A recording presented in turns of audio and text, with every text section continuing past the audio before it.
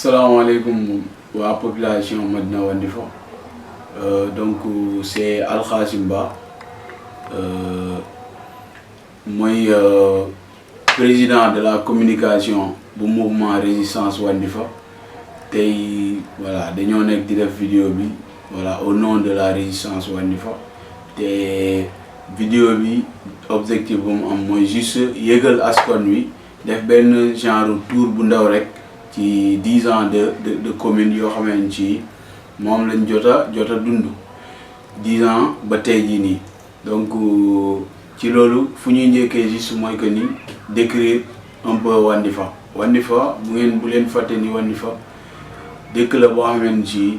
mu ngi fii ci Casamance nekk dëkk boo xamante ci dafa partagé dafa sekk ñetti région à savoir yaa Ziguinchor yaa Sédhiou yaa aussi Kolda donc Wandifa dafa doon benn axe boo xamante ci dafa doon axe boo xamante ci daanaka moom mun na causer lii indi développement ci biir Casamance mu doon commune depuis 2008 ñu am ay nit yoo xamante ci dañ leen a tegoon dañ leen voté woon voilà pour ñu gérer loolu noonu. léegi nag mu jar di laaj est-ce que en réalité d'ici 10 ans fii depuis 10 ans ba léegi voilà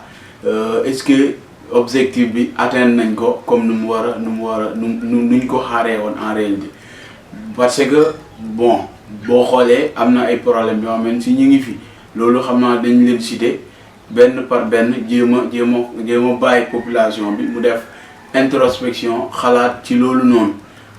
xam aussi moom yan jéego la ci war a mën a def te aussi ñoo mel si ñoom la intéressé aussi ñoom aussi ñu déggaale ko di juste di leen ñaax ñoom aussi ñu bàyyi ci xel ci buñ paree bi njëkk bi voilà gis nañ fii Wandifa déjà ñoo ngi am ay problèmes yoo xamante ci dafa liyeewu d'abord ci suuf parce que gis nañ ko fi affaire bi leerul ci boppu gaañ yi te normalement affaire bi lépp dafa war a leer ci bopp population yi. Pourquoi pas ba léegi mi ngi am ay conflits entre nit ñi ci li jëm ci ay wàllum suuf dara leerul problème yi ba jëm nañ sax ba dañ ciy gaañ ay nit wala sax ñu leen ci menacer wala ñu ciy tëj loolu donc ku nekk war na ci bàyyi xel beneen bi moom mooy ci côté ndox bi ñoo gis ne ni Wandifa daanaka dafa yàgg am ay problème ndox boobu noonu li muy causé dafa bëri problème ndox bi li muy causé day tax sax boo jëlee tuuti ci côté suñu yaay yi dañuy nekk manque ndox moom mooy tax après ñoom dañuy dem di xëcc ay buum yoo xamante ci ay teen yoo xamante ci dem na ba 35 mètres te loolu rafetul ci population bi suñuy rakk aussi yoo xamante dañuy jàng tey jii bu fekkee ndox amul ñoom ils sont obligés ñu dem rooti ji te bu ñu rootee bu ñu demee école dañuy sonn duñ mun a concentré wu te après loolu day impacté ci seen jàng bi beneen bi moom mooy problème électricité bi gis nañ ko fi. voilà fees na fi lool te loolu aussi na ci ku ne xalaat parce que am na coupure bi problème aussi réseau bi loolu yëpp sentir nañ ko fii bu ñu xoolee affaire yi te am na aussi mooy ci problème boo xamante ci depuis Wandifa mu doon commune ci côté social bi parce que boo xoolee côté social bi nit ñi jubóowuñu boo xoolee aussi ci biir famille yi sax maanaam juste parce que yow da nga nekk parti politique bi man ma nekk parti politique loolu moom moo tax ñun waruñu mun a maanaam bokk def lenn loo xamante ci intérêt Wandifa la donc problème yaa ngi am ci famille problème yaa ngi am ci dëkk bi juste parce que bokkuñ politique alors que buñ nee politique c'est la gestion de la cité warul nekk loo xamante ci en fait gars yi dañ ciy meroo ba sax dañ ciy gaañante dafa war a doon loo xamante ci kii day far fu mu far kii far fu mu far heure liggéey dëkk bu jotee ñu def ko est-ce que loolu boo xoolee à chaque fois mi ngi gën a wàcc maanaam cette cohésion familiale cette cohésion sociétale de gis nañ ni à chaque fois mi ngi dégradé wu te loolu war nañ ci bàyyi xel problème étudiant aussi yaa ngi fi étudiants yi d'après info yi ñu jot ñoom mosuñoo jot subvention te boo xoolee ñoom ci fonds dotation bi seen tour mi ngi ci figuré boo xoolee y a une somme allouée à la formation professionnelle te même bu fekkee lu étudiants yëpp ñooy def formation mais y a des étudiants qui qui au nom qui sont natifs de la commune ñii def formation boobu noonu donc war nañ mun a bénéficier xaalis boobu fan la jaar en réalité donc gis nañ aussi problème impôt yi tey gis nañ ci ñiy jaay ci boutique yi mooy suñuy yaay ñiy jaay marché bi ak ñeneen dañuy fay impôt mais impôt bi est-ce que en réalité mi ngi am jeexital ci dëkk bi parce que boo xoolee dëkk bi am nañ ay stagnation maanaam yoon yi baaxul voilà la majorité ci yoon yi ak aussi yeneen problème yoo xamante ci normalement dafa war a feeñ te aussi gis nañ ni fii bu amuñ fi loo xamante ci moom mooy ay espace vert amuñ fi ay salles yoo xamante ci c'est destiné uniquement pour des réunions pour des rencontres ay salles de sport ak yeneen ñi mel te loolu yëpp lu war a mun a am la parce que wandi fa ñu gis na ni daanaka ci côté dugal ci koom-koom moom moo ko ëppale région bi sax mun naa wax ci région bi yëpp boo doon comparé li fiy dugg comme ni ñu ko waxee ci njëlbeen ba mooy wandi fa moom lieu la boo xamante ci Carrefour la ñëpp a fiy daje donc lu muy dugal moom dafa war a reflété wu ci population dafa war a reflété wu ci moom ci liñ koy léegi en réalité loolu noonu yëpp fan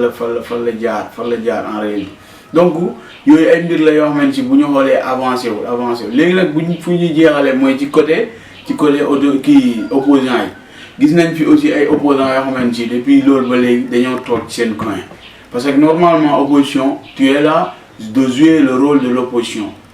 de telle sorte que s'il y a quelque chose à dénoncer tu le dénonces s'il y a par exemple quelque chose à faire des démarches tu les fais loolu moom mooy tax après population bi dañu lay reconnaître de telle sorte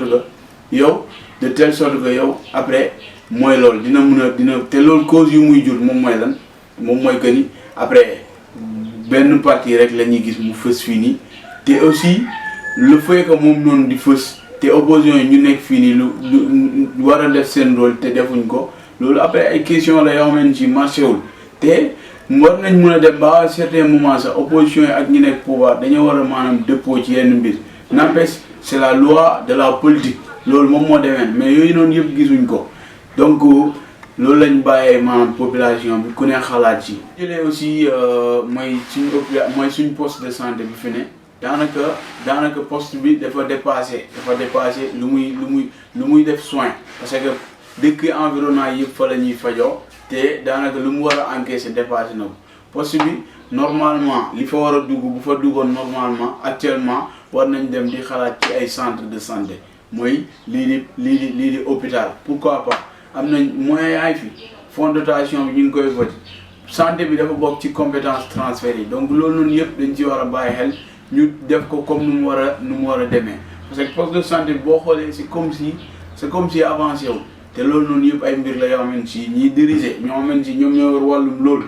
dañoo war a bàyyi xel ci loolu def de telle sorte que après ku nekk lépp loo xamante si moom mu war a bokk ci développement bi daf ci war a bokk comme ni mu waree delloo maanaam population bi loo xamante moom mooy seen àq moom lañ moom delloo dëkk bi loo xamante si moom lañ moom loolu moom mooy seen àq te santé ak éducation dafa bokk loo ci mbir yoo xamante si ay priorité lañ donc c'était Alkhassim Ba président de la communication du mouvement Résistance Wandifa merci beaucoup.